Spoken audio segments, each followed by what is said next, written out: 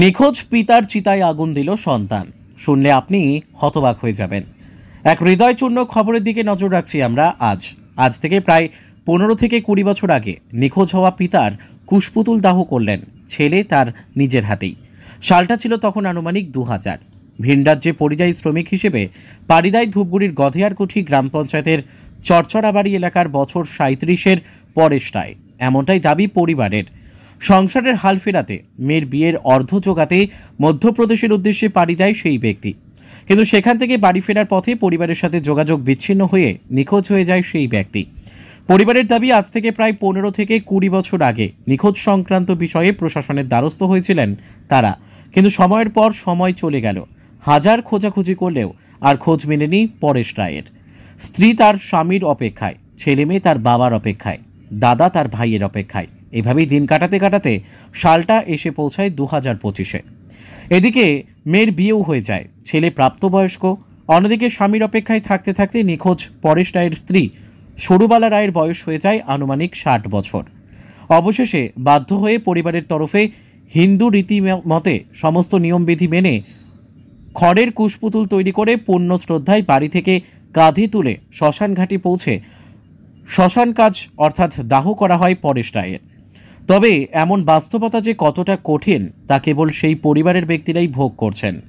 অল্প একটু রোজগার করতেই, ধুমধাম করে মেয়ের বিয়ে দিতেই, কিংবা কোনো সময় চিকিৎসা কারণে বরাবর বাংলার শ্রমিক পরিবারকে যেতে হয় ভিন রাজ্যে, আবার কখনো ভিন দেশে পরিযায়ী শ্রমিক হিসেবে। আর সেখানেই একাধিক সময়ে ঘটে যায় নানান বিপত্তি। কফিনবন্দির দেহ ফিরে আসে পরিবারের, আবার কখনো এভাবেই নিখোঁজ হয়ে যায় একাধিক পরিযায়ী শ্রমিক। এর আগেও ওই সংশ্লিষ্ট এলাকায় একাধিক পরিযায়ী শ্রমিকের মৃত্যু হয়, কিন্তু এরপরেও নেই সরকারি কোনো প্রচেষ্টা বাংলা শ্রমিকদের জন্য। এই প্রশ্ন ঘুরপাক খেতেই থাকবে আজীবন হয়তো। তবে এই দিনের ঘটনা কি বলেছেন পরিবারের সদস্যরা, আমরা শুনবো তাদের মুখ থেকেই। ব্যুরো রিপোর্ট, আমাদের টিভি। কি নাম দাদা আপনার? সত্যেন রায়। আচ্ছা, কি কাজ করছেন এখানে? এখানে ওই যে ভাই মারা গেছে তার সব কাজ করতেছে। আচ্ছা, না ওই হারিয়ে গেছিল। কত বছর আগে? 25 বছর।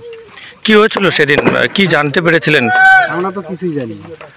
কোথায় গিয়েছিল কাজ করতে? মধ্যপ্রদেশ। তারপর থেকে আর ঘরে ফেরেনি? ঘরে ফিরে কত বছর হয়ে গেল এর মধ্যে?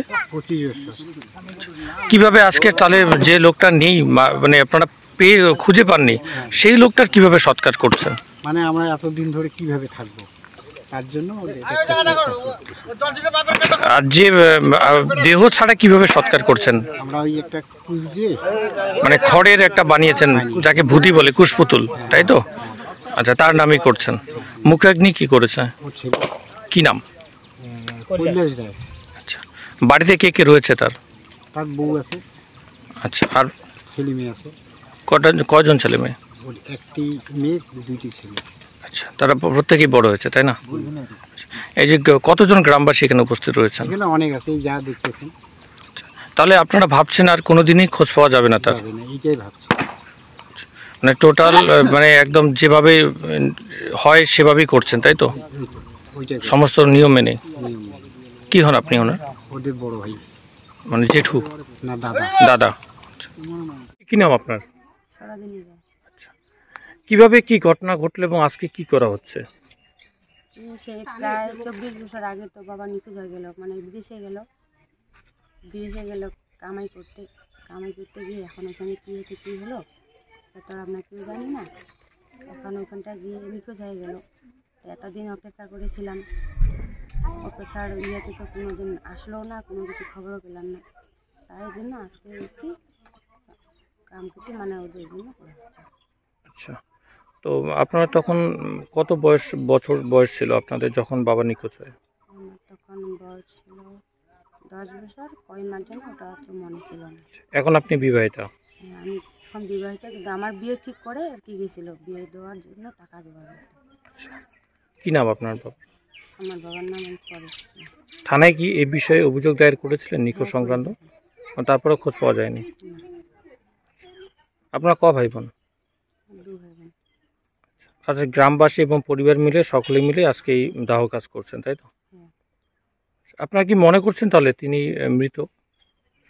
এখন মনে না করে কি করবো, এতদিন হয়ে গেল, বেঁচে থাকলে তো এতদিন আসতো না। ওনার স্ত্রী কি অবস্থায় এখন, অর্থাৎ আপনার মা? সাধারণ হিসাবে আছে।